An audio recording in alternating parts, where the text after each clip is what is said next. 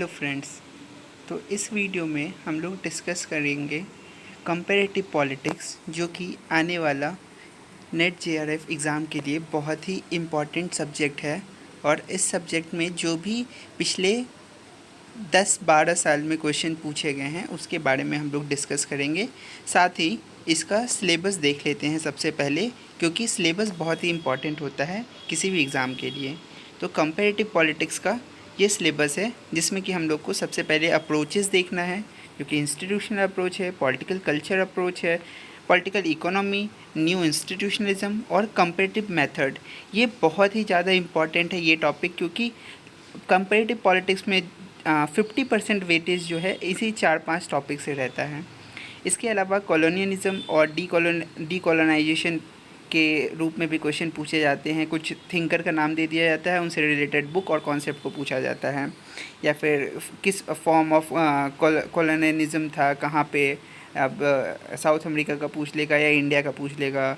फिर anti colonial struggle में किसने इम्पॉर्टेंट रोल प्ले किया, डीकोलोनाइजेशन से रिलेटेड जो भी थिंकर हैं, या डिपेंडेंसी थ्योरी, मॉडर्नाइजेशन थ्योरी, ये करके पूछ लिया जाता है। इसके अलावा फिर नेशनलिज्म से रिलेटेड आजकल क्वेश्चन पूछे जाने लगे हैं। बेनेडिक्ट एंडरसन बहुत ही इंपॉर्टेंट है, तो उनके बारे में पूछ लिया जाता है, इमेजिन कम्युनिटी उनका।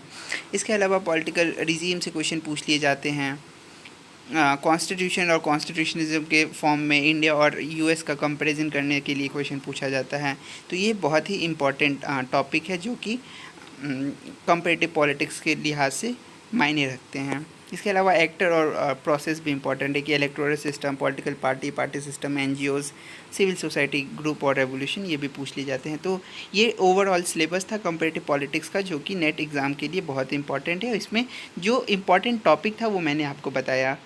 शुरू करते हैं इस क्वेश्चन आंसर सीरीज़ को, जो कि 2020 से लेकर 2011 तक जितने भी नेट जेआरएफ के क्वेश्चन पूछे गए हैं एग्ज़ाम में, सारे क्वेश्चन को डिटेल में कवर किया गया है। और आने वाले समय में हम लोग बाकी सब्जेक्ट का भी क्वेश्चन आंसर देखेंगे, जैसा आप लोग बताते जाइएगा। तो हम लोग रैपिडली इसको जल्दी क्वेश्चन आंसर के फॉर्म में डिस्कस करेंगे, ताकि कम से कम समय में हम लोग सारा क्वेश्चन डिस्कस कर लें। So let's begin the video. तो सबसे पहले 2020 से 2018 का हम लोग सेशन देख लेते हैं। पहला क्वेश्चन था कि कौन सा ऐसा कंट्री है जहाँ पे रिटन कॉन्स्टिट्यूशन नहीं है। और ये हम लोग जो क्वेश्चन है वो आंसर के फॉर्म में ही देखेंगे, ऐसा नहीं कि पहले क्वेश्चन रहेगा फिर आंसर। तो हम लोग क्वेश्चन के फॉर्म में ही आंसर को एलोबरेटली देखने का कोशिश करेंगे। जैसे कि ये क्वेश्चन था कौन सा कंट्री है जहाँ पे रिटन कॉन्स्टिट्यूशन नहीं है, तो वहाँ पे आपको एक्स्ट्रा इन्फॉर्मेशन भी मिल जाएगा कि सिर्फ ऑप्शन में यूके था, बाकी कॉन्स्टिट्यूशन था जहाँ पे रिटन कॉन्स्टिट्यूशन था। बट जहाँ पे रिटन कॉन्स्टिट्यूशन नहीं है उसमें सिर्फ एक ऑप्शन था यूके। तो एक्स्ट्रा इन्फॉर्मेशन भी यहाँ पे एडेड है कि यूके के अलावा न्यूजीलैंड, इजराइल भी ऐसा कंट्री है जहाँ पे रिटन कॉन्स्टिट्यूशन नहीं है। इजराइल में भी वॉर हो रहा है, तो इजराइल जो है बहुत ही इंपॉर्टेंट हो जाता है। और हमारे सिलेबस में भी मास्टर्स के सिलेबस में इजराइल का एक पेपर भी रहता है, तो शायद सवाल पूछे जा सकते हैं इजराइल से कि इजराइल में भी रिटन कॉन्स्टिट्यूशन नहीं है।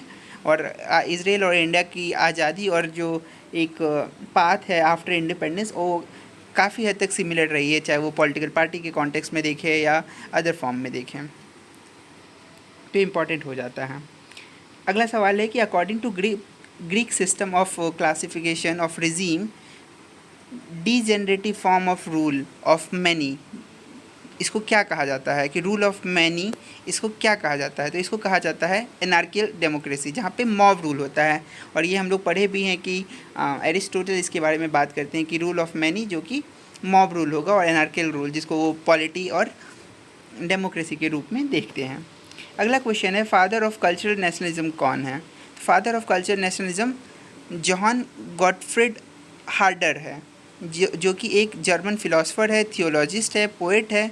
और इन्होंने एक कॉन्सेप्ट क्रिएट किया था जिसका नाम है वॉल्क। वॉल्क मतलब होता है जर्मन नेशन और people having distinct language culture. तो इस बेसिस पे वो वॉल्क वर्ड यूज़ करते हैं जर्मन नेशन के लिए, क्योंकि उनको एक स्पेशल आइडेंटिटी के रूप में दर्शाने का काम करते हैं। तो जॉन गॉटफ्रीड हार्डर जो हैं कल्चरल नेशनलिज्म के फादर कहे जाते हैं, जो कि जर्मन फ़िलासफ़र हैं। अब अगला सवाल है कि कंसोसिएशनलिज्म जो एक पावर शेयरिंग मैकेनिज़्म है वो किस किस कंट्री में जो है देखा जाता है। कंसोसिएशनलिज्म में जो है इंटरनल डिवीज़न होता है, वो एथनिक ग्रुप में, रिलीजियस ग्रुप में, लिंग्विस्टिक लाइन में, सब बेसिस पे जो है लोग जुड़े हुए होते हैं। तो इस किस किस कंट्री में इस तरीके का पावर शेयरिंग देखने को मिलता है। तो पहला आंसर है नीदरलैंड, इसके अलावा स्विट्ज़रलैंड, इसके अलावा बेल्जियम, फिर इज़राइल, लेबनान, साउथ अफ्रीका और नॉर्दर्न आयरलैंड। यूके में ऐसा नहीं है कॉन्स्टिट्यूशनलिज्म, वहाँ पे मोनार्कियल रूल है, लेकिन नॉर्थ आयरलैंड में जो है कॉन्स्टिट्यूशनलिज्म के बेसिस पे जो है पावर शेयरिंग मैकेनिज़्म होता है। इसके अलावा स्विट्ज़रलैंड आप जानते ही होंगे। तो ये एडिशनल इन्फॉर्मेशन था, आप इसको याद कर लीजिएगा। अगला सवाल है ऑथोरिटेरियनिज्म और टोटलिटेरियनिज्म के बारे में सही बात क्या है।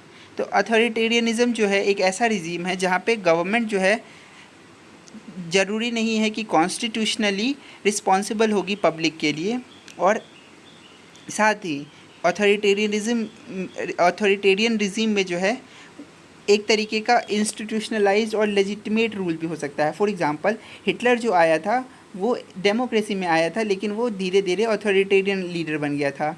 फॉर एग्जांपल इंडिया में भी लोग कहते हैं कि इंदिरा गांधी भी जो थी वो डेमोक्रेसी के रूप में चुनी गई थी, लेकिन धीरे धीरे उनका रूल जो है ऑथोरिटेरियन हो गया था। तो ज़रूरी नहीं है कि वो लेजिटिमेट ना हो। तो इसीलिए ये इम्पॉर्टेंट है कि ऑथोरिटेरियन रिजीम जो होता है वो इंस्टीट्यूशनलाइज्ड भी होगा और लेजिटिमेट भी होगा। लेकिन टोटलिटेरियन रिजीम में क्या होता है कि टोटल कंट्रोल और ट्रांसफ़र होता है जितने भी एस्पेक्ट ऑफ जो स्टेट में मौजूद तत्व हैं, चाहे वो स्टेट के अंडर जो भी चीज़ आता है, प्रेस हो गया, डेमोक्रेसी हो गया, पावर हो गया, हर चीज़ का कंट्रोल, सोसाइटी का कंट्रोल, इकोनॉमी का कंट्रोल, हर चीज़ का कंट्रोल जो होता है वो एक लीडर के पास होता है, जिसको कि हम लोग टोटलिटेरियन रिजीम कहते हैं। हर फॉर्म ऑफ पावर को जो है वो कंट्रोल करता है। फॉर एग्जांपल स्टालिन था, जो कि रशिया में हम लोग देख चुके हैं 1920-30s के डेकेड में। तो ये डिफरेंस है अथॉरिटेरियन रिजीम और टोटलिटेरियन रिजीम में। इसके अलावा अगला सवाल था डिपेंडेंसी थ्योरी से रिलेटेड। पूछा गया है कि डिपेंडेंसी थ्योरी जो है स्ट्रांगली इन्फ्लुएंस थी मार्क्सिस्ट थ्योरी से। सही बात है कि डिपेंडेंसी थ्योरी जो है इन्फ्लुएंस थी मार्क्सिस्ट थ्योरी से, साथ ही नॉन लेनिनिस्ट से, और एक तरीके का ये क्रिटिकल थी डेवलपमेंट थ्योरी की। हम लोग पढ़ते हैं कंपैरेटिव पॉलिटिक्स में कि 1960s में behaviouralism, developmental theory, modernisation theory आती है। तो इसको काउंटर करने के लिए डिपेंडेंसी थ्योरी आती है, जो कि थर्ड वर्ल्ड कंट्रीज़ की ये थ्योरी थी। क्योंकि जो मॉडर्नाइजेशन थ्योरी थी वो बात करती है कि जो भी डेवलप्ड कंट्री है, फॉर एग्जांपल यूएसए या वेस्टर्न यूरोप, उसके बताए रास्ते पे चल के ही जो है थर्ड वर्ल्ड की कंट्री जो है डेवलप्ड हो सकते हैं। जैसा कि अगले लाइन में लिखा है कि डेवलपमेंट जो है थर्ड वर्ल्ड कंट्री में डिपेंडेंट होगा development in the already developed nation. जो डेवलप्ड कंट्री में डेवलपमेंट हो चुके हैं उसी रास्ते को अपना कर ही थर्ड वर्ल्ड कंट्रीज जो हैं डेवलप्ड हो पाएंगे, अन्यथा वहाँ पे डेवलपमेंट देखने को नहीं मिलेगा। तो इसी को काउंटर करने के लिए डिपेंडेंसी थ्योरी आती है, जो वो कहते हैं कि ऐसा ज़रूरी नहीं है कि फर्स्ट वर्ल्ड जिस तरीके से डेवलप्ड हुआ है वही रास्ता थर्ड वर्ल्ड कंट्री के लिए भी होगा, क्योंकि आपके जो पास्ट एक्सपीरियंस है वो अलग रहे हैं और आपने मेनली थर्ड वर्ल्ड कंट्री को एक्सप्लॉइट किया है। तो इसी वजह से थर्ड वर्ल्ड कंट्री जो है डेवलप नहीं हुई है। तो ये मेनली डिपेंडेंसी थ्योरी का मानना था। अब फाउंडर कौन है डिपेंडेंसी थ्योरी के, तो हम लोग देख लेते हैं कि पॉल प्रेबिस जो हैं वो फाउंडर हैं डिपेंडेंसी थ्योरी के। इसके अलावा एजी फ्रैंक, ये बहुत ही इम्पोर्टेंट थिंकर रहे हैं डिपेंडेंसी थ्योरी से एसोसिएटेड, जिनका की वर्क है development of undevelopment, development of under development. ठीक है। इसके अलावा कार्डो हैं, वो प्रेसिडेंट थे ब्राज़ील के, वो भी बहुत ही इम्पॉर्टेंट थिंकर है जो कि एसोसिएटेड है डिपेंडेंसी थ्योरी से। और वॉल्स्टीन को तो सभी जानते हैं, वर्ल्ड सिस्टम थ्योरी के लिए वो जाने जाते हैं, जिन्होंने कोर, सेमी पेरीफेरी और पेरीफेरी का कॉन्सेप्ट दिया था वर्ल्ड सिस्टम थ्योरी में। ये पेज हमने देख लिया। अगला है कि किसने जो है स्ट्रक्चरल फंक्शनल पर्सपेक्टिव को जो है इंडियन कॉन्टेक्स्ट में यूज़ किया था। तो हम लोग जानते हैं कि स्ट्रक्चरल फंक्शनिज्म पर्सपेक्टिव जो है कंपैरेटिव पॉलिटिक्स में आर्मन एंड पॉवेल ने यूज़ किया था, लेकिन इसको इंडियन कॉन्टेक्स्ट में जो है प्री इंडिपेंडेंस और आफ्टर इंडिपेंडेंस एक कॉन्टेक्स्ट में यूज़ किया था मॉरिस जॉन्स ने, जिन्होंने सिंगल पार्टी डोमिनेंस बुक भी लिखा है और उसमें वो बताते हैं कि कैसे इंडिया का जो स्ट्रक्चरल फंक्शन पर्सपेक्टिव के बेसिस पे इंडिया के मॉडल को भी डिफ़ाइन किया जा सकता है। इसके अलावा उनके बुक का बात करें तो उन्होंने एक बुक लिखा है the government and politics in India, but that same time Rajni Kothari है जिन्होंने बुक लिखा है पॉलिटिक्स इन इंडिया। तो इसमें कंफ्यूज नहीं करना है, मॉरिस जॉन्स जिन्होंने लिखा है the government and politics in India, जबकि रजनी कोठारी ने लिखा है पॉलिटिक्स इन इंडिया। इसके अलावा मॉरिस जॉन्स ने जो है बुक लिखा है पार्लियामेंट इन इंडिया, और अगला बुक है पॉलिटिक्स मेनली इंडियन। तो ये 3 इंपॉर्टेंट बुक हैं इनका, साथ में सिंगल पार्टी डोमिनेंस पे वो फोकस करते हैं। और रजनी कोठारी भी जो है स्ट्रक्चरल फंक्शन पर्सपेक्टिव को इंडिया के कॉन्टेक्स्ट में यूज़ किए हैं, लेकिन मॉरिस जोन्स जो है वो सबसे ज़्यादा इसको यूज़ किए हैं pre independence and after independence दोनों पर्सपेक्टिव में। तो इसीलिए उनका ये वर्क इंपॉर्टेंट हो जाता है। रजनी कोठारी की बुक की बात करें तो वो कांग्रेस सिस्टम के बारे में बात करते हैं। इसके अलावा पॉलिटिक्स इन इंडिया लिखे हैं उन्होंने। इसके अलावा कास्ट इन इंडियन पॉलिटिक्स और रीथिंकिंग डेमोक्रेसी। तो ये सारे वर्क जो हैं रजनी कोठारी से एसोसिएटेड हैं। अगला सवाल है ओलिगार्की जो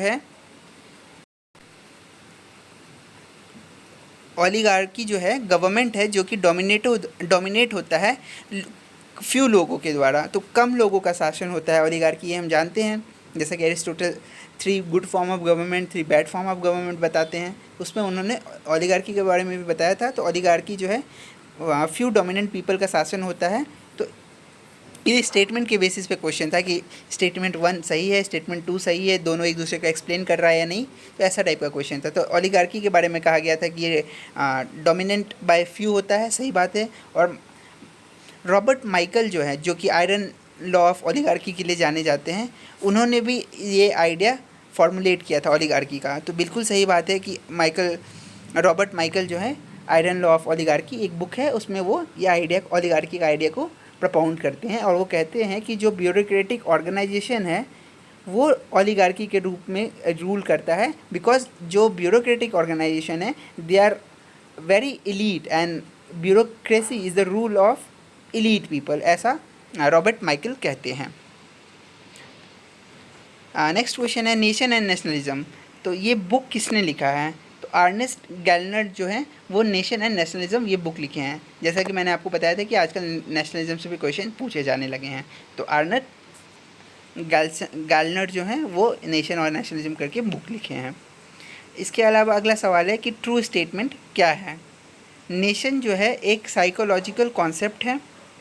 तो सही बात है, नेशन जो है एक साइकोलॉजिकल कॉन्सेप्ट है, लेकिन स्टेट जो है एक लीगल कॉन्सेप्ट है। नेशन साइकोलॉजिकल है, जो कि बेनेडिक्ट एंडरसन भी कहते हैं कि इमेजिन कम्युनिटी है, एक साइकोलॉजिकली लोग कनेक्टेड फील करते हैं एक नेशन से। ज़रूरी नहीं है कि उस लैंड में होना ज़रूरी है। फॉर एग्जांपल कोई इंडियन डायस्पोरा जो है वो यूएस में रह के भी इंडिया के लिए वो नेशनलिज्म के फीलिंग को रख सकता है।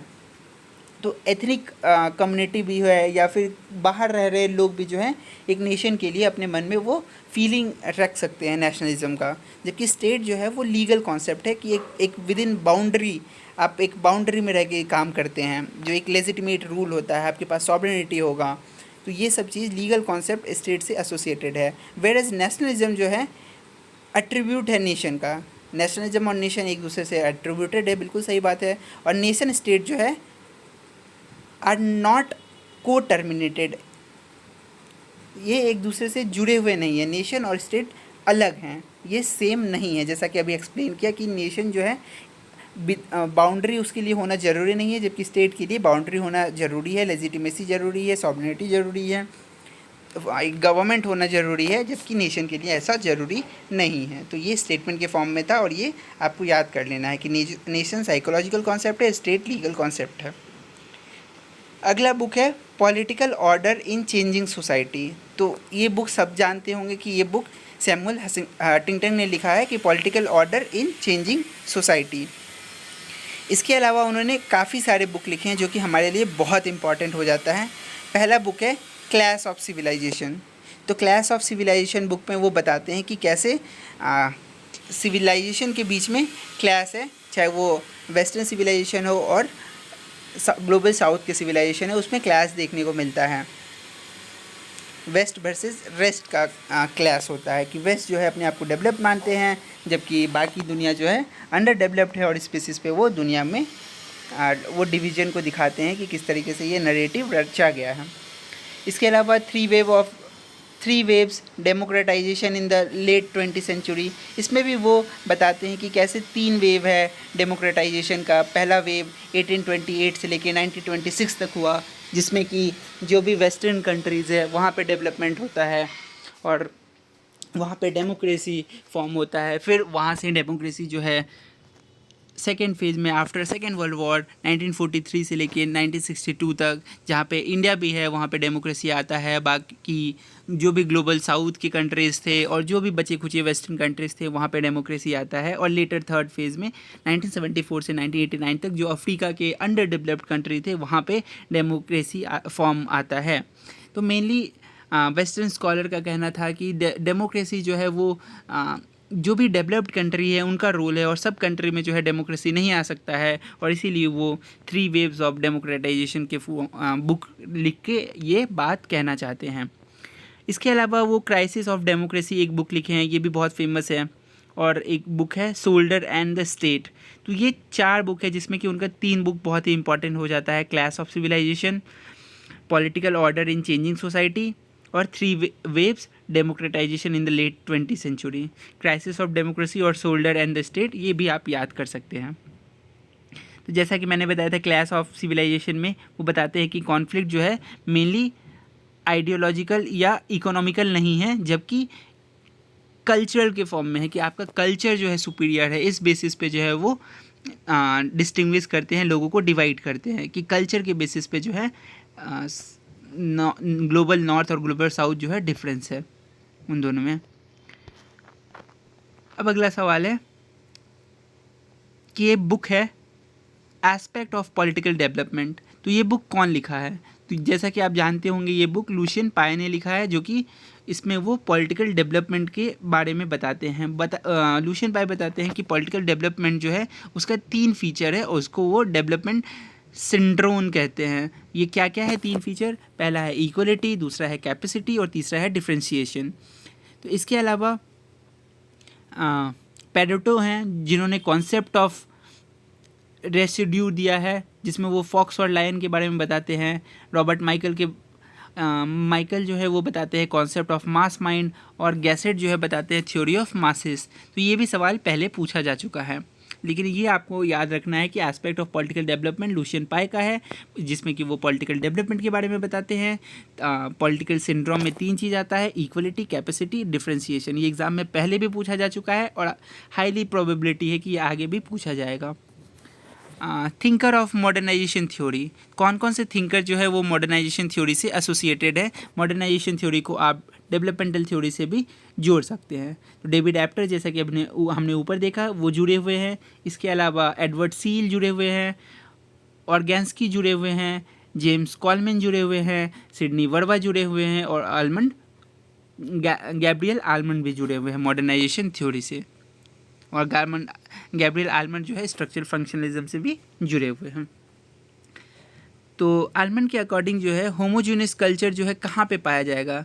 तो आलमंड बोलते हैं कि जो होमोजीनियस कल्चर है, जहाँ पे same ethnic group, culture, language वो देखने को मिलता है डेवलप्ड कंट्री में, जबकि जो अंडर डेवलप्ड कंट्री है या लीस्ट डेवलप्ड कंट्री है वहाँ पे हेट्रोजिनिटी देखने को मिलता है, वहाँ पे क्लास देखने को मिलता है, लोगों के बीच में यूनिटी नहीं है क्योंकि वो लोग होमोजीनियस नहीं हैं। लेकिन ये जो 21st सेंचुरी है इसमें इंडिया जैसे कंट्री जो है इस कॉन्सेप्ट को गलत साबित करते हुए दिखाई दे रहे हैं, जहाँ पे हेट्रोजिनिटी होने के बावजूद जो है इंडिया अपने आप में एक अलग एग्जाम्पल बन के सामने आता है।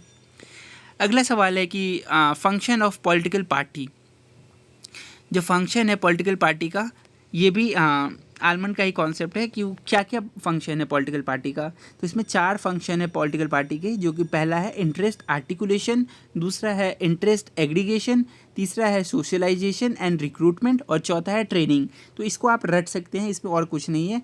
क्या 4 चीज़ क्या क्या है? Interest articulation, interest aggregation, socialisation and recruitment और चौथा ट्रेनिंग। तो ये पॉलिटिकल पार्टी का फंक्शन है जो कि आलमंड के द्वारा दिया गया था। रूल एडजुडिकेशन नहीं है, ऑप्शन में ये था, इसको एलिमिनेट करना था। एलीट थ्योरी से एसोसिएटेड कौन कौन थिंकर है, ये हम लोग देख लेते हैं। अगला सवाल, तो मॉस्को जो है वो एलीट थ्योरी से जुड़े हुए हैं, जिन्होंने रूलिंग क्लास का कॉन्सेप्ट दिया था, और ये जो है इटली से है। एक बार ये भी पूछा गया था कि मॉस्को जो है वो किस कंट्री से एसोसिएटेड है, इसलिए यहाँ पे आपको एडिशनल इन्फॉर्मेशन दे दिया गया है कि मॉस्को जो है वो इटली से थे, पेरेटो भी इटली से थे, और जो एलीट थ्योरी के मेन थिंकर्स है वो इटली से ही थे। इवन रॉबर्ट माइकल भी जो है वो भी इटली से थे, जिन्होंने ओलिगार्की का कॉन्सेप्ट दिया था। तो मास्लो रूलिंग क्लास बुक लिखा है, उन्होंने इटली से थे। और पेरेटो जिन्होंने सर्कुलेशन ऑफ एलीट का कॉन्सेप्ट दिया है वो भी इटली से थे। इसके अलावा ग्रेवयार्ड ऑफ एलीट भी वो बुक लिख चुके हैं। सर्कुलेशन ऑफ एलीट और ग्रेवयार्ड ऑफ एलीट ये पेरेटो का है, वो भी इटली से थे। सी राइट मिल जो है पावर एलीट का बात करते हैं, लेकिन वो यूएसए से थे। उन्होंने पावर एलीट के कॉन्सेप्ट में बताया था कि कैसे जो है एलीट का शासन होता है यूएसए में, और आगे भी अगला सवाल आएगा। इसके अलावा ट्राइमर वाइट जो है, ये वाइट का पूरा नाम है सी राइट मिल का, वो बताते हैं पावर एलीट में कि कैसे यूएसए में जो है पावर एलीट बना हुआ है, एक तरीके का चैनल बना हुआ है मिलिट्री, कॉरपोरेट सेक्टर जो कि बिजनेस हाउसेस है, और पॉलिटिकल लीडर के बीच में। तो ये पावर एलीट है यूएसए में, जो कि सी राइट मिल बताते हैं। और रॉबर्ट माइकल बताते हैं iron law of oligarchy, Italy के थे ये, और वो बताते हैं कि कैसे जर्मन सोसाइटी में जो है वहाँ का सोशल डेमोक्रेटिक पार्टी जो है एक तरीके का ओलिगार्की बना ली है और एलीट रूल होता है। तो ये 4 थिंकर है। और इसके अलावा गैसेट जिन्होंने थ्योरी ऑफ मास दिया है, माइनॉरिटी एंड मासेस। तो ये 5 थिंकर एलीट थ्योरी से एसोसिएटेड है, इनके बुक्स का और ये किस कंट्री से एसोसिएटेड है ये आपको पता होना चाहिए। अगला सवाल है वेलफेयर स्टेट। तो ये इजी क्वेश्चन है कि स्टेट जो प्रोवाइड करता है सिटीजन्स को wide range of social services, वो वेलफेयर स्टेट होगा। इसके अलावा जो कॉम्प्रोमाइज़ करता है between communism on the one side और unbridled individualism on the other side. It means कि ना ही ये टिल्टेड होगा कम्युनिज्म के साइड, ना ही ये टिल्टेड होगा लिबरलिज्म या इंडिविजुअलिज्म के साइड। तो वेलफेयर स्टेट जो है सिटीजन्स के सोशल सर्विस का बात करेगा, लोग को सर्विस देगा, ना कि किसी एक साइड पूरा टिल्टेड होगा। और एक तरीके का ये बैलेंस बनाने का कोशिश करेगा प्राइवेट सेक्टर और पब्लिक सेक्टर के बीच में, जो भी सोशल सर्विस रिक्वायर्ड है पब्लिक को वो फुलफिल करने का कोशिश करेगा।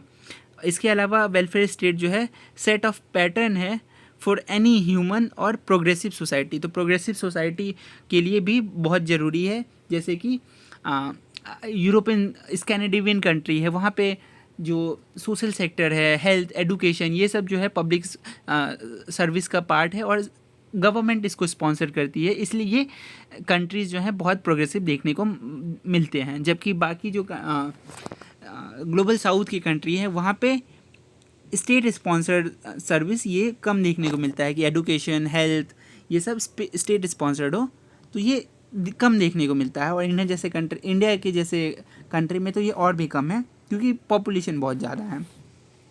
तो इसके अलावा स्टेट वेलफेयर स्टेट जो है गारंटी करते हैं minimum standard of substance without removing incentive to private sector. तो प्राइवेट सेक्टर का इंसेंटिव भी रिमूव नहीं करते हैं, साथ में मिनिमम स्टैंडर्ड ऑफ सब्सिस्टेंस भी देते हैं, जो कि अभी हमने बताया, एडुकेशन, हेल्थ, ये सारे चीज़ भी प्रोवाइड करते हैं without removing incentive of private sector. अगला सवाल है कंपोनेंट क्या है प्रीमोडियलिज्म का। प्रीमोडियलिज्म का कंपोनेंट क्या क्या है? तो कॉन्सेप्ट है इसका कि कास्ट, कम्युनिटी, क्लैन, ये सब जो है पार्ट होते हैं प्राइमोडियलिज्म के, लेकिन क्लास नहीं होता है। तो ये लोग को कंफ्यूज करने के लिए दिया जा सकता है, तो आप ये रट सकते हैं कि इसमें क्लास नहीं होगा, लेकिन कास्ट, कम्युनिटी और क्लैन प्राइमोडियलिज्म का कंपोनेंट होगा। तो मैं बार बार इसीलिए बोल रहा हूँ ताकि आपको याद हो जाए। तो इंडियन ट्रेडिशन जो है डिक्लेयर किया है intangible culture heritage of humanity. ये उस साल का सवाल था 2018 का या 19 का, क्योंकि कुंभ को जो है उस साल intangible culture heritage of humanity में शामिल किया गया था। तो आपको पता होगा कि कुंभ 2025 में महाकुंभ भी हुआ था, इसलिए ये सवाल फिर से पूछा जा सकता है। इसके अलावा आप लिस्ट देख लीजिएगा कि इंडिया से कौन कौन से साइट को जो है intangible cultural heritage of humanity site में यूनेस्को का डिक्लेयर किया गया है या शामिल किया गया है। ये कौन थिंकर थे जिन्होंने कहा था कि poor are poor not because what they don't have but because of what they can do. तो ये स्टेटमेंट था अमर्त्य सेन का था कि पुअर जो है पुअर इसीलिए नहीं है क्योंकि वो पैसा नहीं कमा सकते हैं या गरीब हैं, गरीब इसीलिए नहीं है, गरीब इसीलिए हैं क्योंकि वो उससे ऊपर नहीं बढ़ सकते हैं, उनके पास इतनी कैपेबिलिटी नहीं है कि वो कुछ और कर सकें। फॉर एग्जांपल एक रिक्शा पुलर है तो उसके पास ये कैपेबिलिटी नहीं है कि वो 5 स्टार होटल में जा सके, या फिर उसके पास इतना उसके पास उनको वो कैपेसिटी नहीं दिया गया है, कैपेबिलिटी नहीं दिया गया है जिससे कि वो कुछ और कर सके, तो इसी वजह से वो पुअर हैं। सिंपल यही है, कैपेबिलिटी अप्रोच पे वो फोकस करते हैं अमर्त्य सेन। इसके अलावा nation and nationalism can variedly be conceptualized or defined but without being generalized in common theorization। तो ये भी स्टेटमेंट के फॉर्म में था कि नेशन और नेशनलिज्म जो है वो वेरी करते हैं और इनको डिफ़ाइन किया गया है, लेकिन इनको जनरलाइज नहीं किया गया है कॉमन थ्योराइजेशन में। और साथ में दूसरा स्टेटमेंट ये कहता है कि देयर कैन बी डिस्कशन लेकिन there is no common theories on nation and nationalism. तो यहाँ पे कोई भी कॉमन थ्योरी नहीं है नेशन और नेशनलिज्म के बारे में। हालांकि हम लोग देखते हैं कि बेनेडिक्ट एंडरसन और गार्नेस्ट ये सब जो है थ्योरी दे चुके हैं नेशनलिज्म का, लेकिन ऐसा स्टेटमेंट था और दोनों ही स्टेटमेंट सही था। अब ये एनटीए कहा था तो इसी वजह से ये स्टेटमेंट सही है। बाकी आप इसके बारे में और भी डिटेल में पढ़ सकते हैं।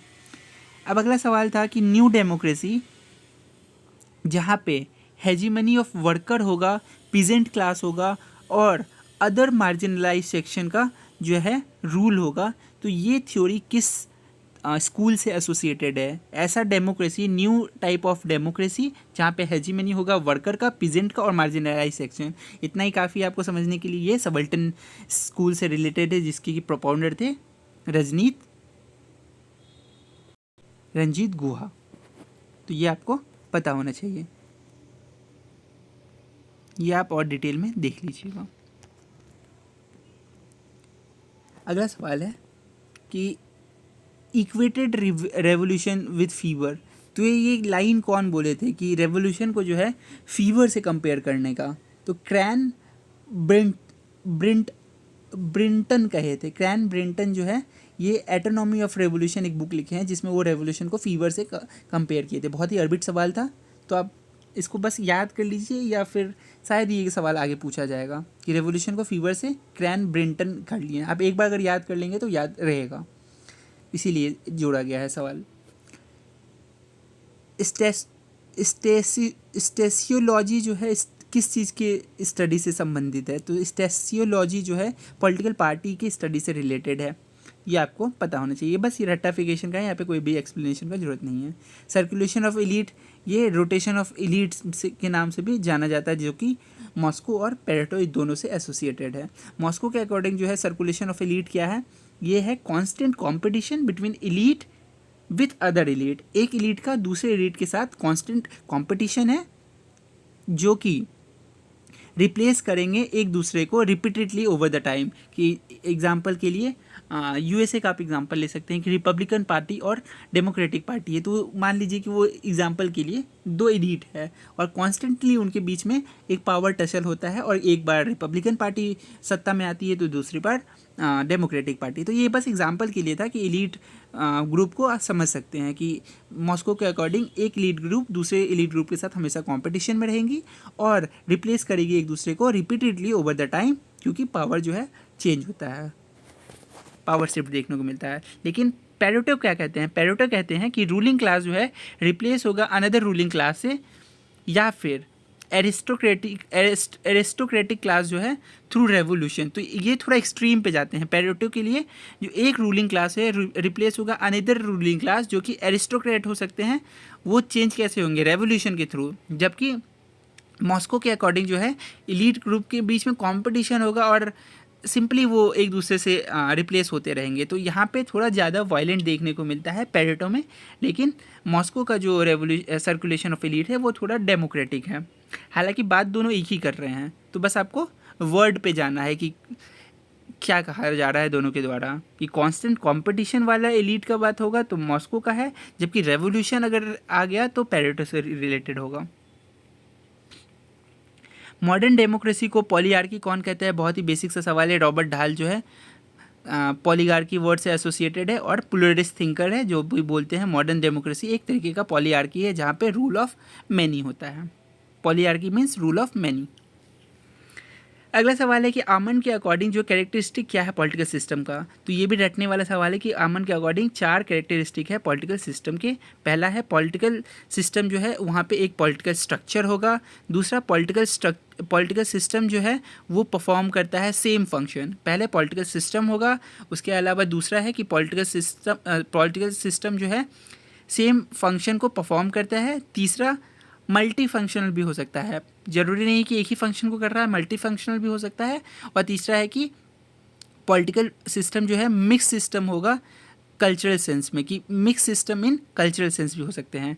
पहला पॉलिटिकल स्ट्रक्चर होगा, दूसरा उनका एक पर्टिकुलर फंक्शन होगा, तीसरा मल्टी फंक्शन भी हो सकता है, चौथा मिक्स सिस्टम भी हो सकता है जहाँ पे कल्चरल सेंस में लोग जुड़े हुए होते हैं। तो ये 4 कैरेक्टरिस्टिक था आमंड के अकॉर्डिंग पॉलिटिकल सिस्टम का। अगला सवाल है कि डेविड ईस्टन के अकॉर्डिंग 4 टाइप ऑफ इनपुट क्या है जो डिमांड साइड से होता है? हम लोग आउटपुट तो जानते हैं कि फीडबैक हो गया, लेकिन इनपुट पूछ रहा है कि डेविड ईस्टन जो है 4 टाइप ऑफ इनपुट बताते हैं डिमांड साइड से। तो ये क्या है? एलोकेशन ऑफ गुड और सर्विस, ये भी रटने वाला है।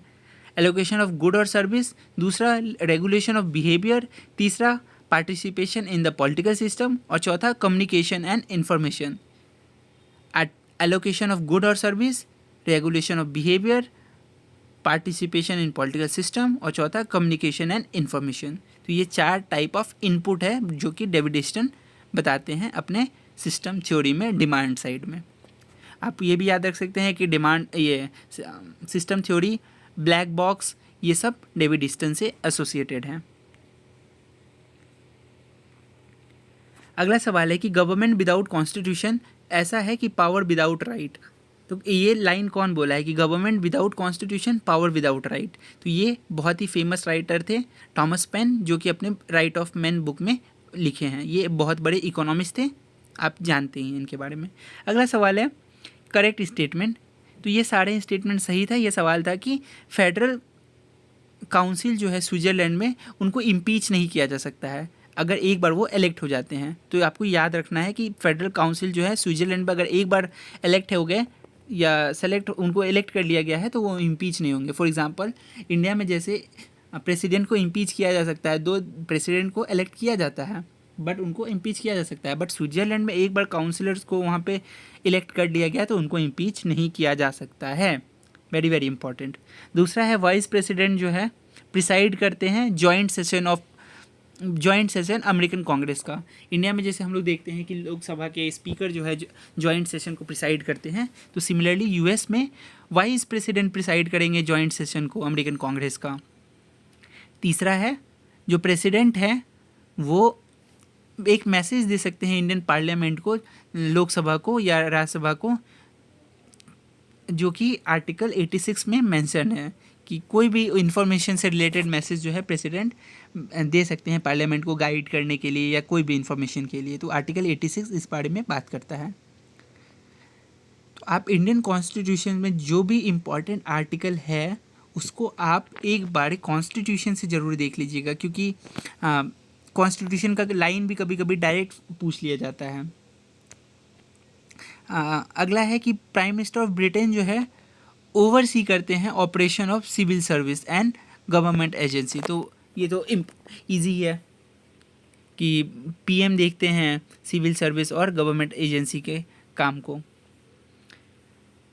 अगला सवाल है, कौन सा प्रिंसिपल है जो इस्टेब्लिश करता है फर्स्ट टाइम यूएसए में डिसाइडिंग, कौन सा प्रिंसिपल है जो इस्टेब्लिश किया फर्स्ट टाइम यूएसए के सुप्रीम कोर्ट को in deciding McCulloch versus Maryland case. तो यूएस का सुप्रीम कोर्ट को कौन डिसाइड किया था? आई एम सॉरी, ये सवाल पूछा जा रहा है कि प्रिंसिपल जो है इस्टेब्लिश करता है यूएस सुप्रीम कोर्ट, तो कौन से केस के थ्रू हुआ था? तो supremacy of federal government over state, ये मैकॉले वर्सेस मैरीलैंड केस में हुआ था। अगला सवाल है कि according to Powell political culture के क्या क्या 3 लेवल हैं जो वो बताते हैं। पॉवेल के अकॉर्डिंग पॉलिटिकल कल्चर के या नेशन के जो पॉलिटिकल कल्चर है उसके 3 क्या लेवल हैं। तो पहला पॉलिटिकल सिस्टम लेवल होता है, प्रोसेस लेवल होता है और पॉलिसी लेवल होता है। तो ये आप बस इसको याद कर लीजिएगा कि पॉलिटिकल सिस्टम लेवल होता है, पॉलिसी लेवल होता है और प्रोसेस लेवल होता है। ये एग्ज़ाम में पूछा जा चुका है।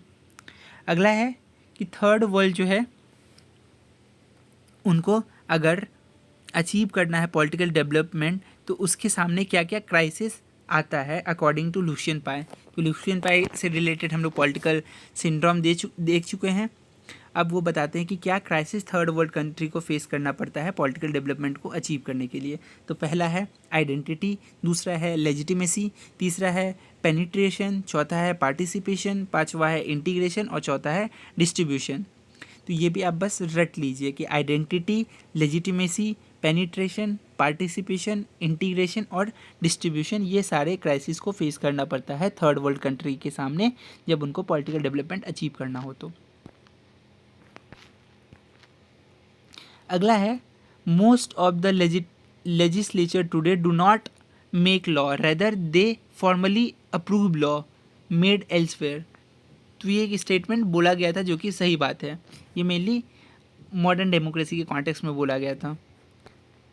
अगला है कि इलीट थ्योरी से एसोसिएटेड कौन कौन थिंकर है, हम लोग पहले ही देख चुके हैं कि सी राइट मिल है और उन्होंने जो है पावर एलीट का कॉन्सेप्ट दिया था जिसमें वो पॉलिटिकल, इकोनॉमिक और मिलिटेंट, जो कि हम लोग इकोनॉमी को हम लोग कॉरपोरेट हाउस से देखे थे। तो वही सवाल को फिर से रिपीट किया गया है कि जो एलीट बनता है, पावर एलीट या एलीट थ्योरी है सी राइट मिल का, उसमें क्या क्या कंपोनेंट है, पॉलिटिक्स, इकोनॉमिक्स और मिलिटेंट, ये 3 का कॉम्बिनेशन है। मास्लो और पैरेटो जो है सर्कुलेशन ऑफ एलीट से एसोसिएटेड है, ये भी सवाल हमने पहले देख लिया है। तो आपको लग रहा होगा कि मैंने इसे वापस से लिखा है, लेकिन नहीं, ये सवाल वापस से पूछा गया था, इसी वजह से इसको ऐड किया गया है। अगला है कि मास्लो जो है वो एम्फेसाइज करते हैं पर्सनल कैरेक्टरिस्टिक ऑफ एलीट।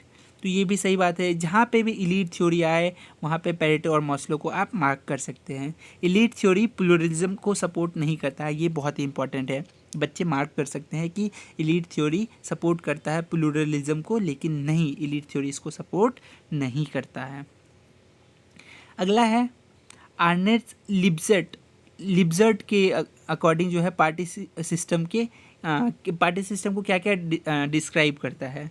तो पहला कंसेंसुअल पार्टी सिस्टम, ये एक पार्टी सिस्टम है लिस्पर्ट के अकॉर्डिंग। दूसरा कॉन्फ्लिक्चुअल होगा, पहला कंसेंसुअल होगा, दूसरा कॉन्फ्लिक्चुअल होगा और तीसरा एकोमोडेटिव होगा, कि पहले कंसेंसस बनेगा लेकिन फिर जो है कॉन्फ्लिक्ट पैदा होगा और लास्ट में जो है एकोमोडेटिव होंगे।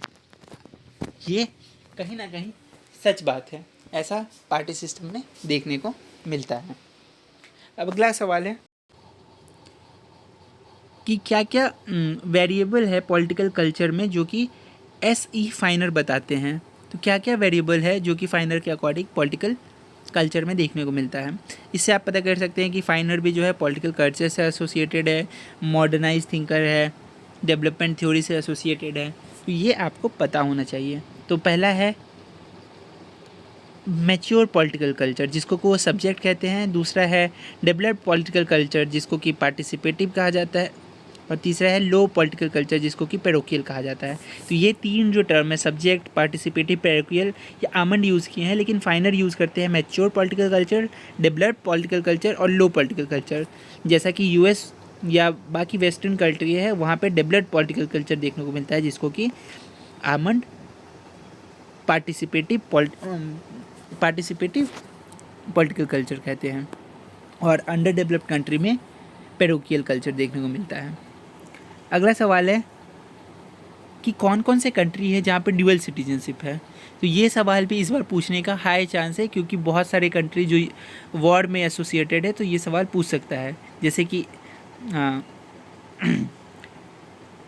इज़राइल हो गया, रशिया हो गया, यहाँ पे डुअल सिटीजनशिप है, तो ये आप जानते ही होंगे। तो ये आप पढ़ लीजिएगा बस कि Switzerland, USA, Canada, Germany, even Bangladesh, Brazil, France, Ireland, Israel, Italy, Mexico, Pakistan, Turkey, Spain, Russia में डुअल सिटीजनशिप है, जबकि इंडिया में, यूके में यहाँ पे सिंगल सिटीजनशिप है। अब डुअल सिटीजनशिप होता क्या है, तो एक स्टेट का सिटीजनशिप होगा और एक नेशन का सिटीजनशिप होगा, जबकि इंडिया में जो है सिर्फ एक इंडिया का सिटीजनशिप है, ना कि किसी एक पर्टिकुलर राज्य का भी सिटीजनशिप हो, ऐसा नहीं है, सिर्फ इंडिया का सिटीजनशिप है। अगला है डिस्क्राइब करता है कंपैरेटिव पॉलिटिक्स को primary concern with party interest और लीडरशिप स्ट्रक्चर। तो ये कौन बोले थे कि कंपैरेटिव पॉलिटिक्स जो है मेनली पार्टी इंटरेस्ट और लीडरशिप स्ट्रक्चर से ही एसोसिएटेड है।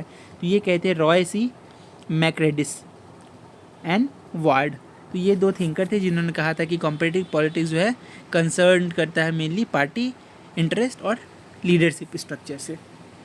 अब एक बुक है प्रेसिडेंशियल रिपब्लिक, तो ये कौन लिखे हैं, जीन ब्लंडर, बहुत ही फेमस बुक है प्रेसिडेंशियल रिपब्लिक, उनका ये बुक है, बस आप इसको याद कर लीजिए। अब स्टेटमेंट बेस्ड क्वेश्चन था कि सिस्टम अप्रोच जो है कॉम्पिटिटिव पॉलिटिक्स में बिलीव करता है balance between input output structure to maintain the equilibrium, जो कि सिस्टम थ्योरी का ही बात कर रहे हैं और डेविड स्टर्न इसके जनक है। सिस्टम अप्रोच थ्योरी जो है बैलेंस करते हैं इनपुट और आउटपुट स्ट्रक्चर के बीच में और मेंटेन करते हैं इक्विलिब्रियम।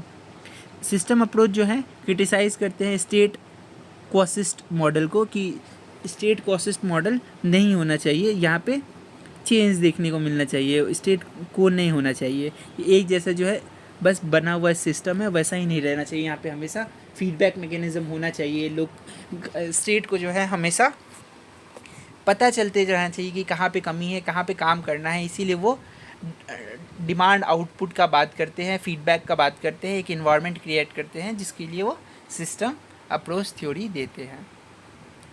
तो स्टेट को नहीं होना चाहिए, वो क्रिटिसाइज़ करते हैं इसके लिए।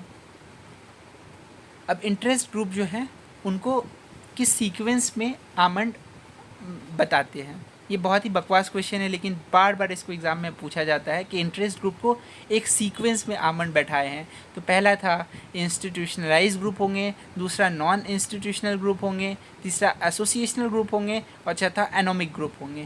तो ये 4 ग्रुप है जिसको वो बैठाते हैं, पहले इंस्टीट्यूशनल, फिर non institutional, associational, anomic group.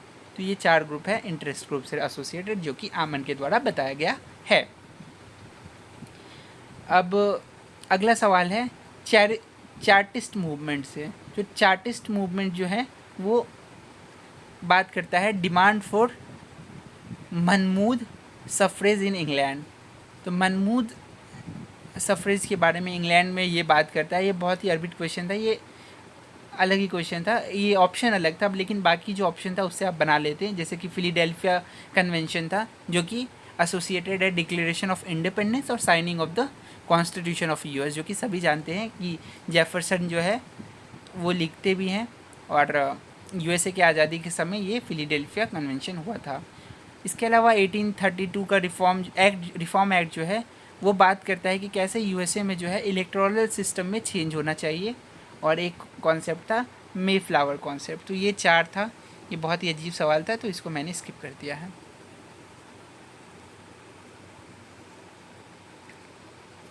अगला सवाल है, बुक है और उनके ऑथर है, ये आप रट लीजिए, इसको कहीं पे नोट डाउन कर लीजिए, ये बहुत ही ज़रूरी सवाल रहते हैं, ये बुक और उनके ऑथर, क्योंकि पिछले 2 साल से देखने को मिल रहा है कि क्रोनोलॉजी बेस्ड जो है क्वेश्चन आते हैं, आपको मैच करना पड़ता है।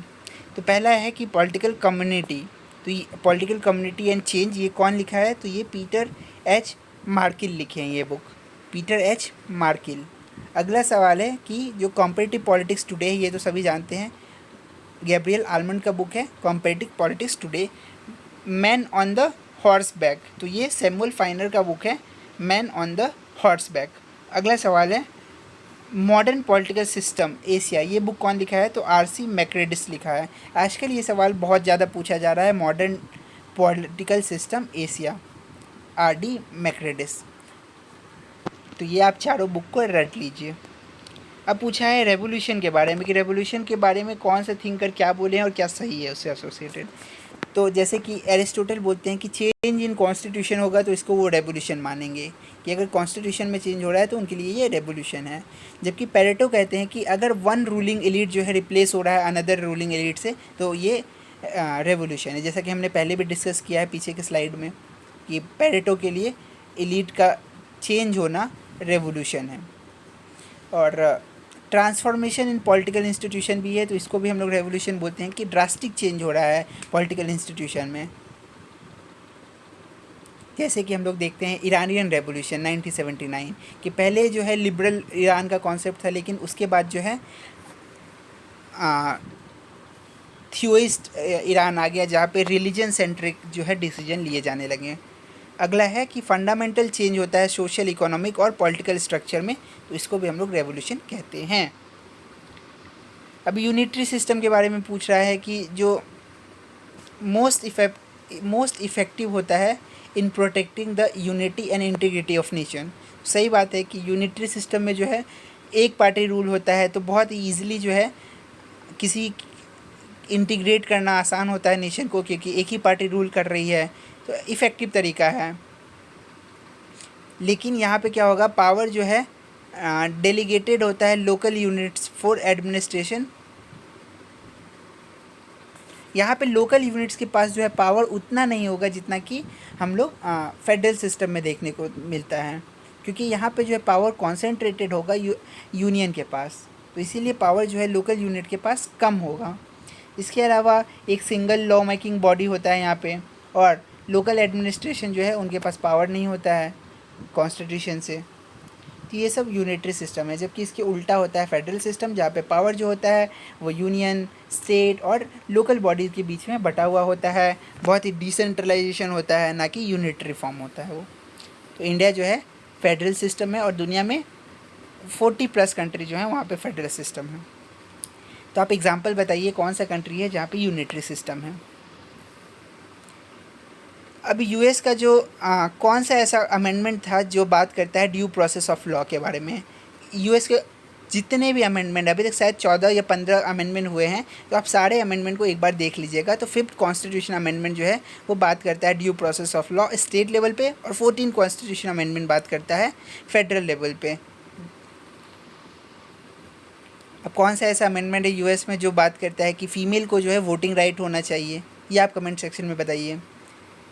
अब डिस्क्राइब करता है political development as administrative and legal development. तो ये कौन थिंकर थे जो ये बात करते हैं कि पॉलिटिकल डेवलपमेंट जो है एज ए एडमिनिस्ट्रेटिव और लीगल डेवलपमेंट है। तो मैक्स वेबर तो सभी जानते होंगे, लेकिन इसके अलावा भी कुछ और थिंकर है जो बोलते हैं कि जो डेवलपमेंट है वो एडमिनिस्ट्रेटिव और लीगल डेवलपमेंट है, जो कि हैं एम हैंडरसन, टालकट पार्सन जो कि पॉलिटिकल ये स्ट्रक्चरल फंक्शनलिज्म के फादर भी कहे जाते हैं, टालकट पार्सन। इसके अलावा जोसेफ ला पेलोमोसा। तो ये 4 थिंकर है जो कहते हैं कि डेवलपमेंट जो है as a administration and legal development है। पॉलिटिकल डेवलपमेंट जो है लीगल और एडमिनिस्ट्रेटिव डेवलपमेंट है। और मैक्स वेबर का कॉन्सेप्ट आप जानते ही होंगे लीगल रैशनल थ्योरी का, जो कि पब्लिक एडमिनिस्ट्रेशन में बहुत ही फेमस थ्योरी है। अब अगला सवाल है कि एडमिनिस्ट्रेटिव लॉ किस कंट्री में देखा जाता है, कि जहाँ पे पब्लिक एडमिनिस्ट्रेटर ब्यूरोक्रेट का रूल होता है। तो ये फ्रांस पे देखने को मिलता है। अब यूएसए में है कि अगर एक बार जज जो है अपॉइंट हो गए तो वो लाइफ टाइम के लिए अपॉइंट होते हैं। तो ये यूएसए का सिस्टम है। इक्वल रिप्रेजेंटेशन स्टेट कहाँ पे है? यूएसए में है, जहाँ हम लोग देखते हैं कि हर स्टेट के पास जो है 2-2 सीट होता है, हर सीनेट में 2-2 सीट होता है, और टोटल जो है 100 सीट है सीनेट में। रूल ऑफ लॉ इंग्लैंड सभी जानते हैं।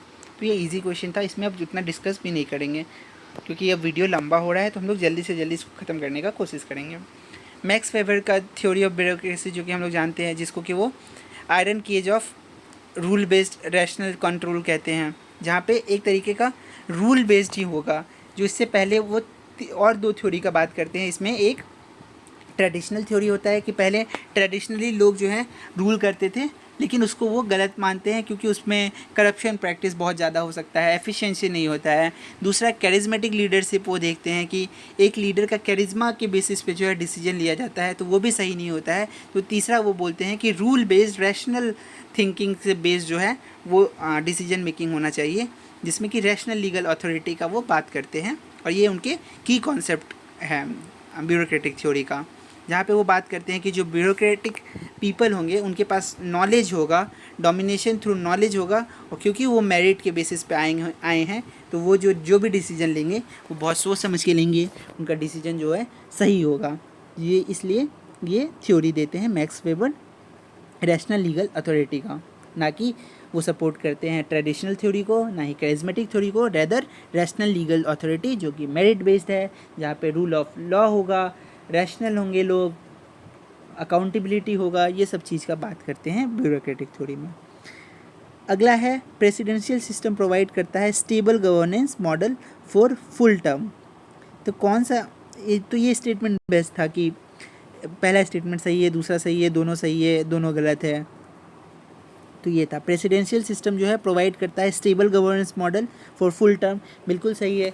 जैसे कि इंडिया में रिप्रेजेंटेटिव सिस्टम है, जहाँ पे कैबिनेट को या लोकसभा को जो है हम लोग सेलेक्ट करते हैं, लेकिन वो नो कॉन्फिडेंस मोशन के थ्रू जो है उनको हटाया जा सकता है। लेकिन प्रेसिडेंशियल फॉर्म ऑफ गवर्नमेंट जो है वहाँ पे एक फुल टेन्योर होता है और स्टेबल गवर्नमेंट प्रोवाइड करता है।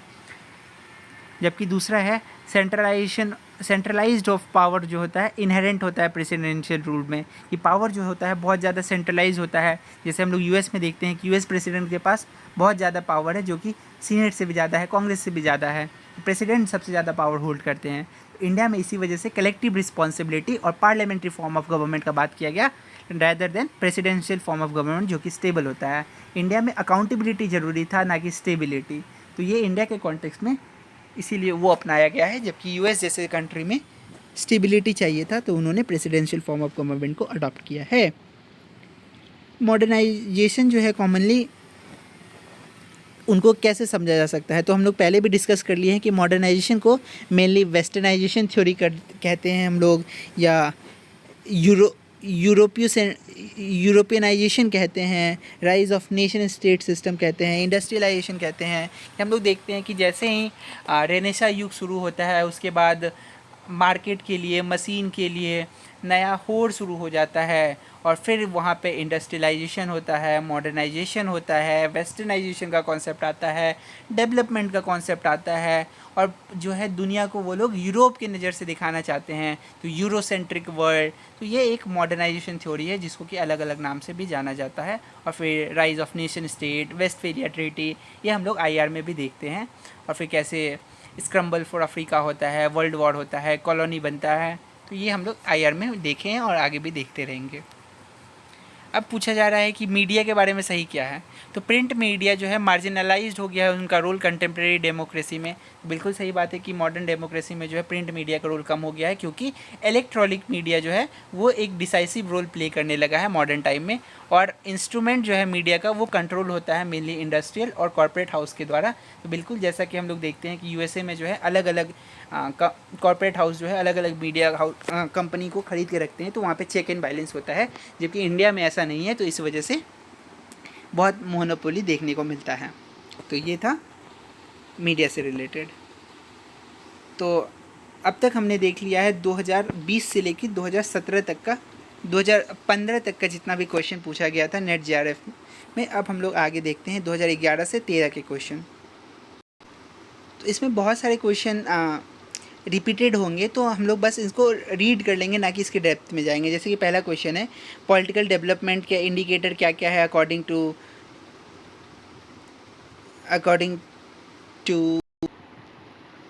टू लुसियन पाए। तो हम लोग ये देख चुके हैं कि कैपेसिटी, इक्वलिटी और डिफरेंशिएशन, ये पॉलिटिकल डेवलपमेंट के बारे में लुसियन पाए बताते हैं। वर्ल्ड सिस्टम थ्योरी वॉलरस्टाइन से रिलेटेड है, हम लोग जानते हैं। वहाँ पे वो कोर, सेमी पेरिफेरी और पेरिफेरी के बारे में बताते हैं। इसके अलावा पॉल स्विल्जी जो है, उनका बुक है मोनोपोली कैपिटलिज्म, 1966 में ये बुक लिखे थे।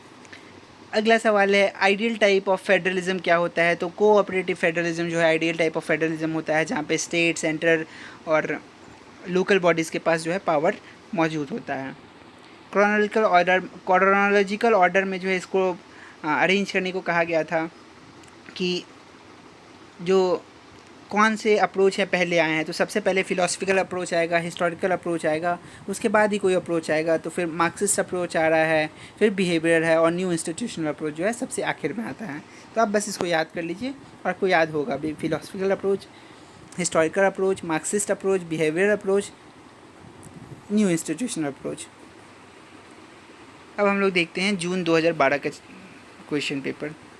स्ट्रक्चरल फंक्शनिज्म जो है एक मेथड है जो कि डेवलप गया था to study politics of developing country. जो स्ट्रक्चरल फंक्शनिज्म जो कि गैब्रियल आर्मन का कॉन्सेप्ट है, वो डेवलप किया गया था, क्यों? स्टडी किया जा सके politics of developing countries. Arman के बारे में अब हम लोग डिटेल में जान लेते हैं कि उनका जन्म जो है 1911 में हुआ था और 2002 तक वो जीवित रहे थे।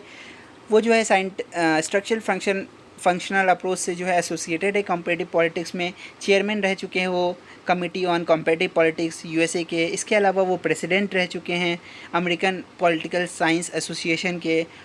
इसके अलावा उन्होंने बुक लिखा है सिविक कल्चर 1963 सिडनी वर्बा के साथ मिलके, और कंपेरेटिव पॉलिटिक्स टुडे 2013 में ब्रिंगम एंड पॉवेल के साथ मिलके। इसके अलावा उन्होंने the politics of developing areas 1960 एक बुक लिखा है, और पॉलिटिकल डेवलपमेंट 1960 में लिखा है। तो ये चारों बुक को आप क्रोनोलॉजिकली देख लीजिएगा कि civic culture 1963, the politics of developing area 1960s, the political development 1970 और कंपेरेटिव पॉलिटिक्स टुडे पॉवेल के साथ मिलके 2013 में। तो इसके अलावा जो है एक चैप्टर जो है कंपेरेटिव पॉलिटिक्स टुडे में इंडिया के बारे में भी है। तो ये आपके लिए इंपॉर्टेंट हो जाता है, और इसी वजह से एग्ज़ाम में ये बुक से बार बार पूछा जाता है कि कंपेरेटिव पॉलिटिक्स टुडे जो है उन्होंने पॉवेल के साथ मिलकर लिखा है, और सिविक कल्चर सिडनी वर्बा के साथ लिखा है, और कंपेरेटिव पॉलिटिक्स टुडे में जो है इंडिया के बारे में भी एक चैप्टर है।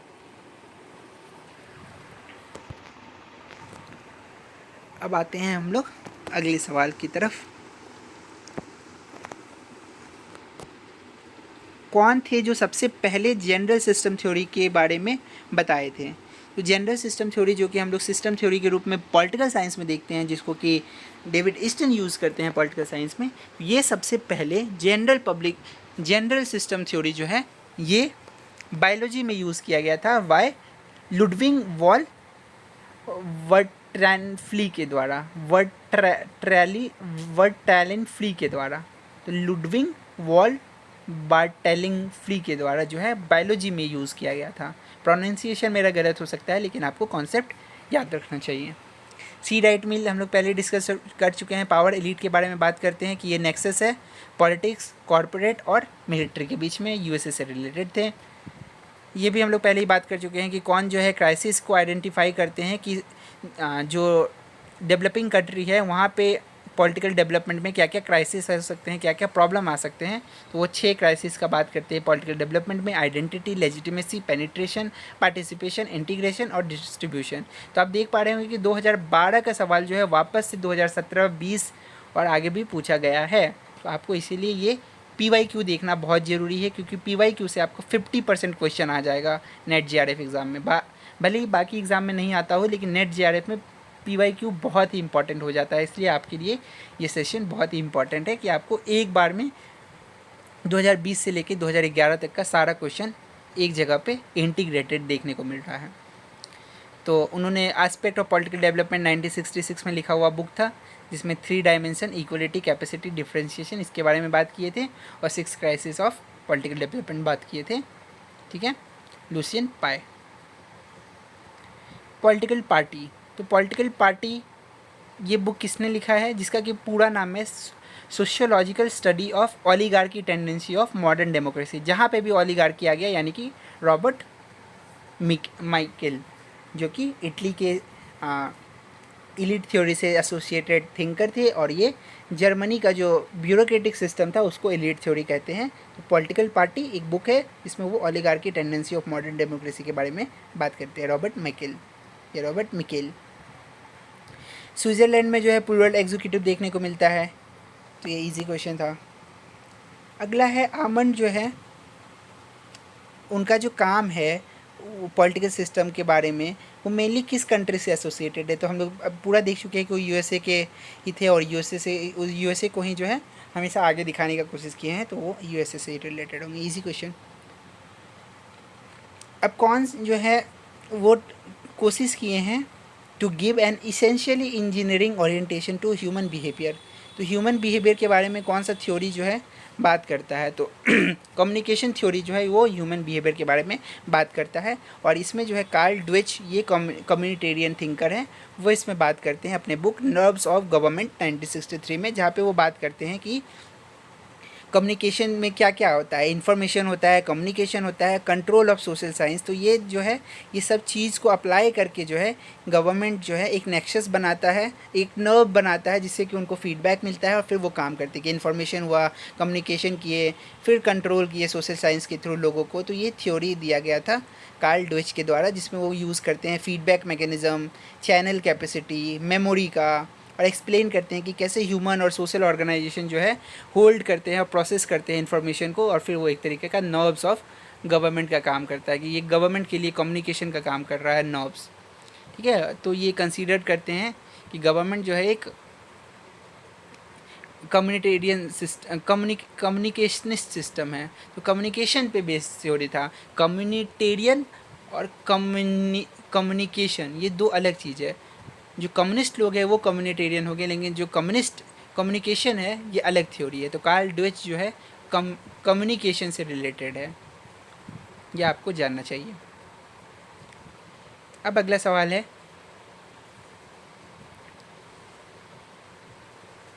कि कौन जो थिंकर है वो यूज़ करते हैं फंक्शनलिज्म को as a alternative to Marxism. तो WG रुनकीमैन जो है, रुनकीमैन, वो यूज़ करते हैं अल्टरनेटिव मार्क्सिज्म का फंक्शनलिज्म को। तो आपको बस याद कर लेना, ये 2-3 बार पूछा जा चुका है। अब कौन थिंकर है जो बोल रहे हैं कि स्ट्रक्चरल फंक्शन अप्रोच जो है वो वीक है इन चेंज, क्योंकि स्ट्रक्चरल फंक्शन सिस्टम को या अप्रोच को जो है जल्दी चेंज नहीं किया जा सकता है, वो वीक है। उसके अलावा सोशल प्रोसेस अप्रोच जो है वो वीक है पॉलिटिक्स में, और कंपैरेटिव हिस्टोरिकल अप्रोच जो है वो वीक है थ्योरी में। तो इतना खुल के बोलने वाले हंटिंगटन साहब ही थे जिन्होंने ये बात की है, बस आप याद कर लीजिए। इसके अलावा उन्होंने ये भी कहा था कि आइडेंटिफाई उन्होंने कहा था कि पॉलिटिकल डेवलपमेंट जो है वो एक तरीके का इंस्टीट्यूशनलाइजेशन ऑफ पॉलिटिकल ऑर्गेनाइजेशन और प्रोसीजर है। तो ये भी हंटिंगटन का है। ये बस स्टेटमेंट है जो पहले पूछा जा चुका है, फ्यूचर में पूछा गया तो वेल एंड गुड, वरना आप बस याद कर लीजिए ताकि अगर क्वेश्चन आता है तो आपसे बन जाए।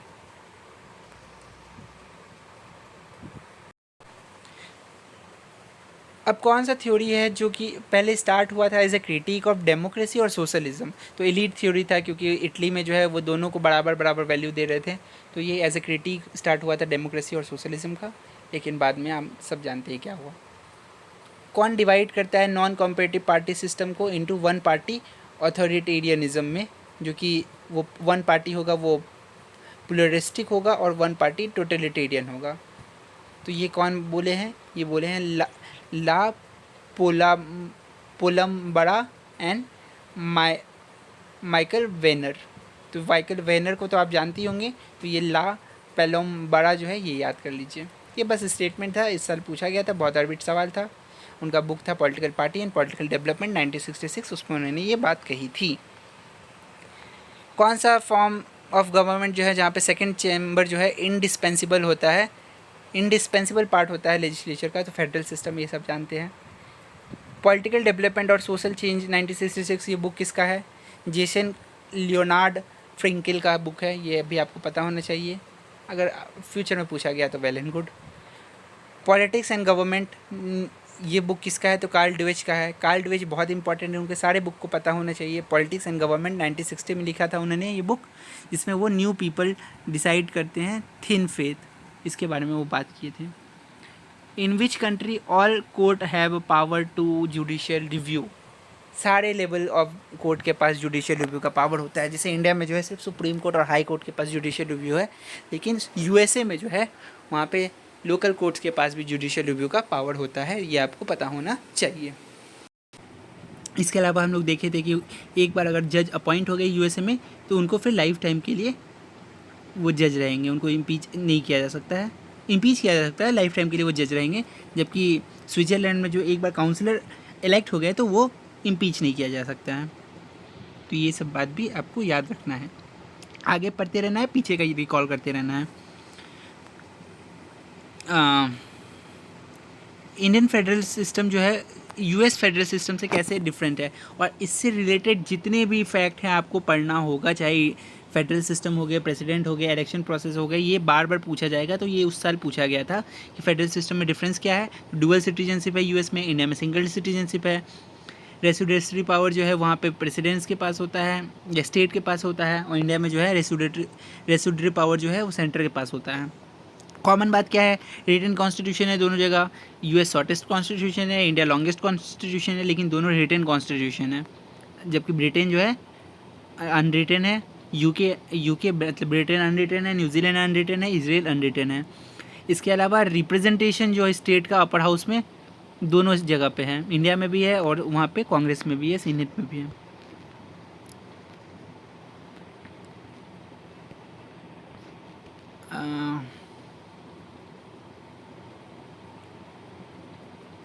नेक्स्ट,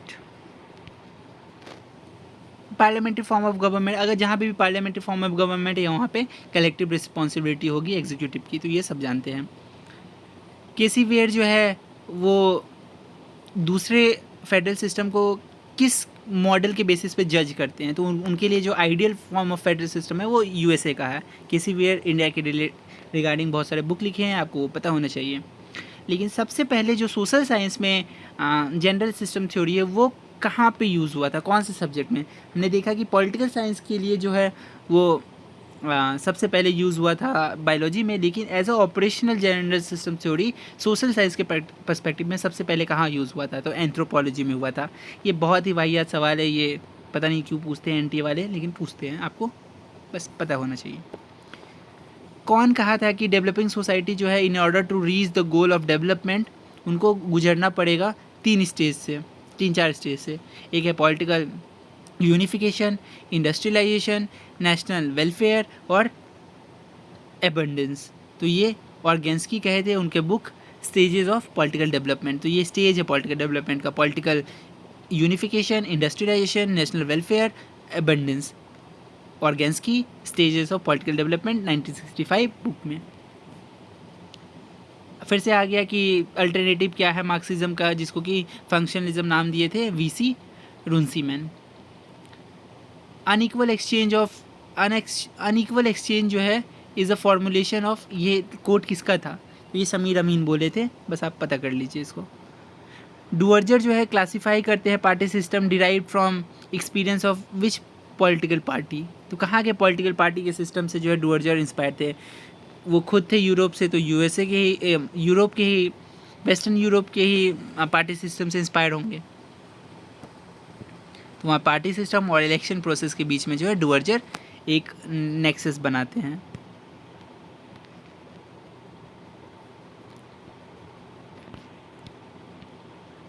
अगला है कि flow model of political system कौन बात करता है? फ्लो मॉडल हो गया, ब्लैक बॉक्स मॉडल हो गया, सिस्टम थ्योरी हो गई, ये सारे डेविड ईस्टन से एसोसिएटेड है, आप रट लीजिए।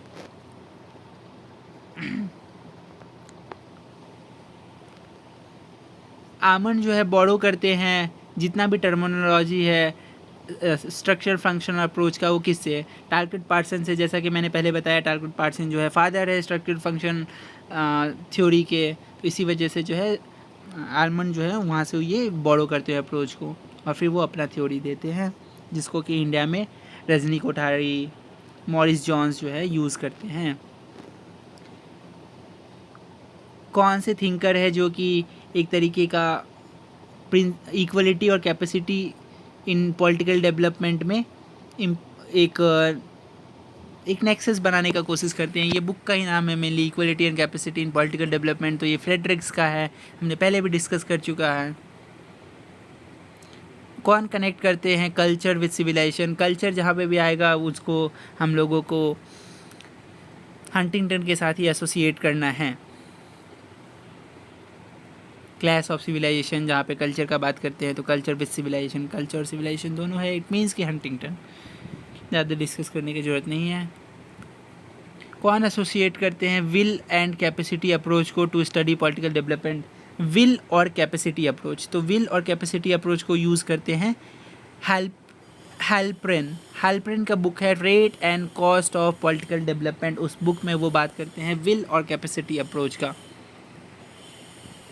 अगला है 3 थ्योरीज जो है पॉलिटिकल पार्टीज़ का, mainly institutional theory, historical theory और डेवलपमेंटल थ्योरी। ये कौन यूज़ किया है पॉलिटिकल पार्टीज़ के लिए? Institutional theory, historical theory, development theory. तो आप ये भी याद कर लीजिए, क्या पता अगली बार जो क्वेश्चन में स्टेटमेंट दिया है वही सवाल बन के आंसर बन के आ जाए। तो ये बोला है ला पेरोम्ब्रा और मायरन वेनियर ने, जिनका कि बुक का नाम है political party and political development. Myron vernier जो है इंडियन पॉलिटिकल सिस्टम के बारे में बहुत काम कर चुके हैं, तो वो आपको पता होना चाहिए। There can be no comparison between position of number 1 and number 2 और number 3 और number 4। कोई भी कंपैरिजन नहीं हो सकता है नंबर 1, नंबर 2, नंबर 3, नंबर 4 के बीच में।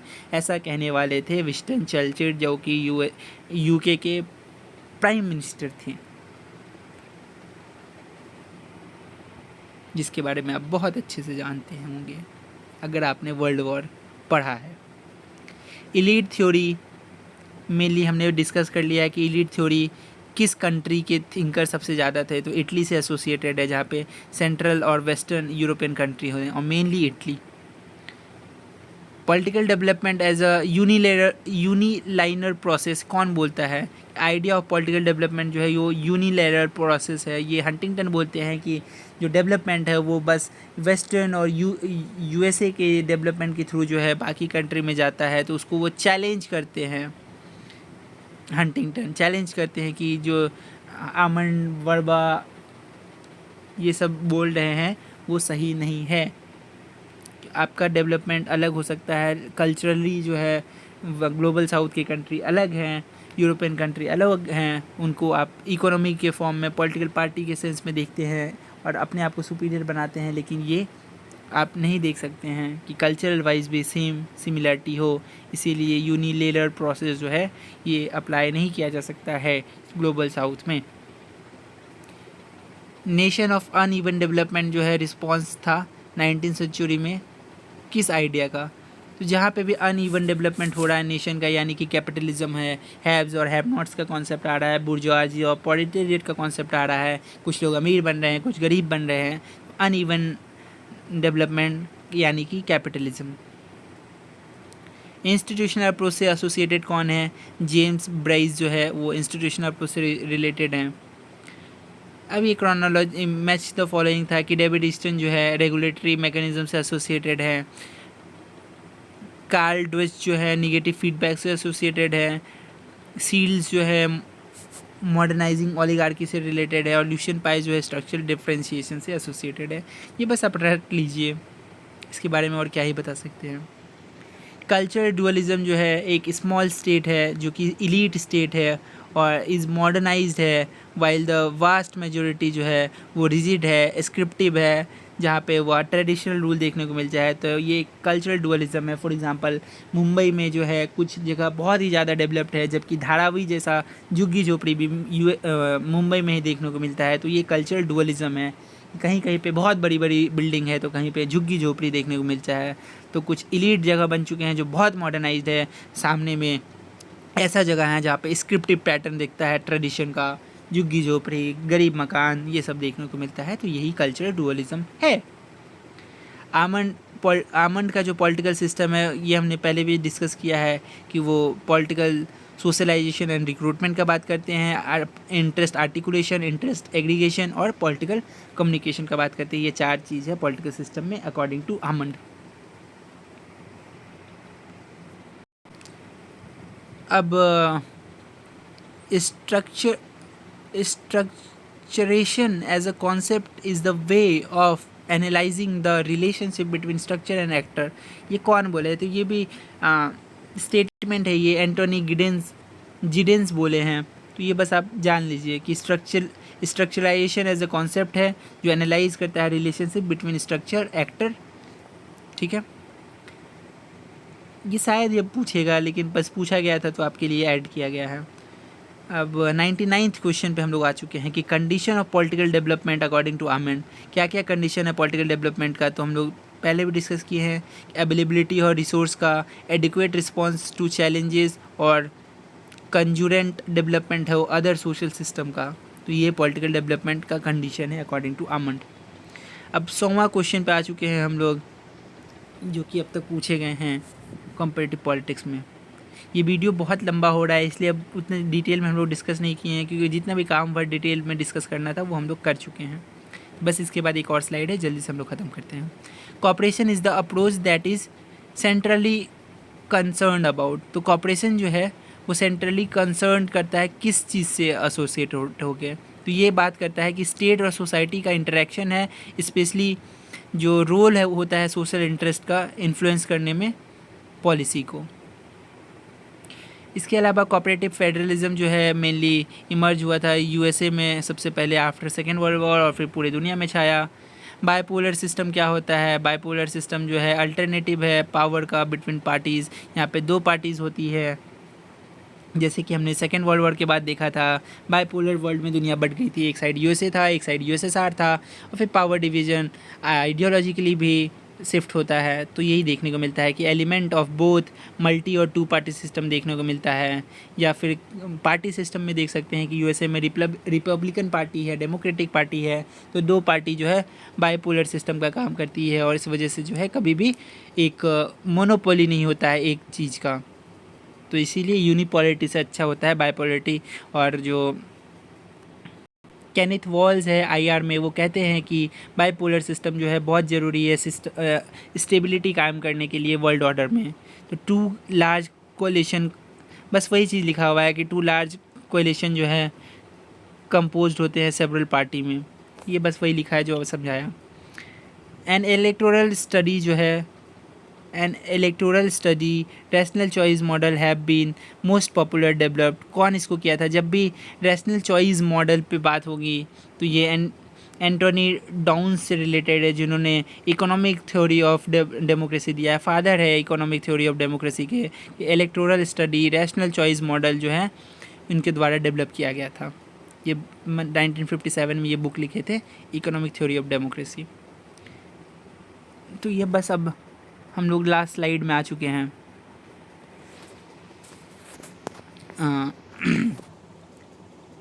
कन्वीनियंस थ्योरी जो है वो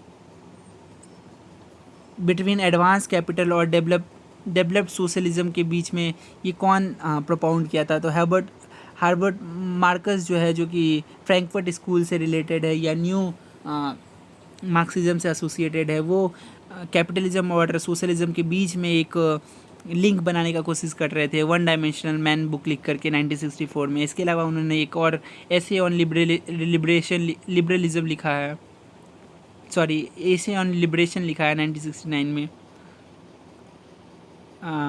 अगला सवाल है कि a man is effective in society as a whole not so much because of his individual quality as because of social energy which have been deposited in him by the masses।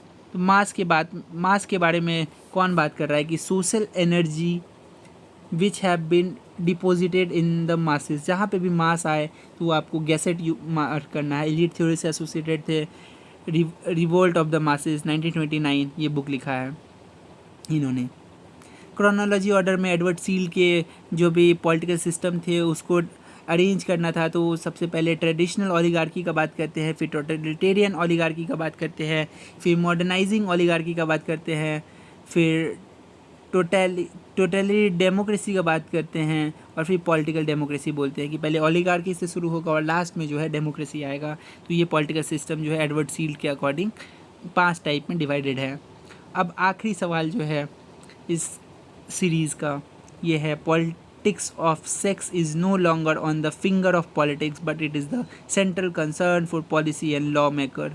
तो politics जो है सिर्फ एक तरीके से sex के basis पे नहीं रह गया है, अब जो है ये सेंट्रल कंसर्न है पॉलिसी और लॉ मेकर्स के लिए भी। तो ये पॉलिटिकल कल्चर के थ्योरिस्ट बोलते हैं। तो ये जो है ओवरऑल हम लोग डिस्कस किए कंपैरेटिव पॉलिटिक्स से एसोसिएटेड क्वेश्चन जो भी नेट जेआरएफ एग्ज़ाम में 2020 से लेके 2011 तक पूछे गए हैं। हालांकि लास्ट में हम लोग ने बहुत हरी कर दिया क्योंकि रिपीटेड क्वेश्चन थे और इतना पुराना क्वेश्चन बस आपको एक बार गो थ्रू करना है। तो आप लोग देख लीजिएगा और बताइएगा कि नेक्स्ट आपके लिए कौन सा सीरीज़ लाया जाए, और एक बार आप इसको गो थ्रू ज़रूर कीजिएगा।